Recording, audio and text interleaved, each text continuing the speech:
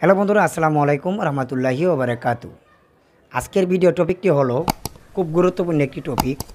আমরা কি অন্য কারো ইমো হ্যাক করতে পারবো কি না, অন্য কারো ইমো হ্যাক করা যাবে কি না। তো বিশেষ করে হলো কারো ইমো যদি আমাদের হ্যাক করতে হয় তাহলে কিন্তু তার ফোন নাম্বারটি আমাদের প্রয়োজন।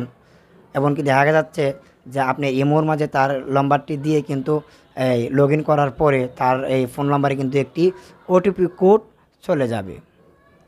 তো ওটিপি কোডটি যদি আমরা আমাদের মোবাইল ফোনে না দিতে পারি তাহলে কিন্তু ইমোটি কখনো হ্যাক করা সম্ভব না। ইউটিউবে অনেক ভিডিও আছে যে ইমো হ্যাক করা যায়, আসলে কিন্তু এটা ভুল।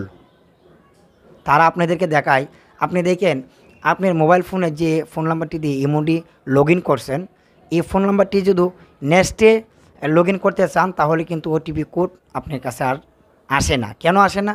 আপনার ইমোতে এই মোবাইল ফোন নাম্বারটি দিয়ে ওটিপি কোড দিয়ে একদম সেভ হয়ে গেছে। আপনি যদি মোবাইলটিকে আবার রেজিস্টার্ট মারেন কিংবা ফ্লাশ করেন তাহলে কিন্তু এই ওটিপি কোডটি আবারও আপনার মোবাইল ফোনে লগ ইন করার সময় চলে আসবে ইমোতে। তো বিশেষ করে হলো আমাদের ভিডিওর যদি বিন্দু পরিমাণ ভালো লাগে তাহলে একটি লাইক করে দিবেন, চ্যানেলটিকে সাবস্ক্রাইব করে আমাদের সাথে থাকবেন।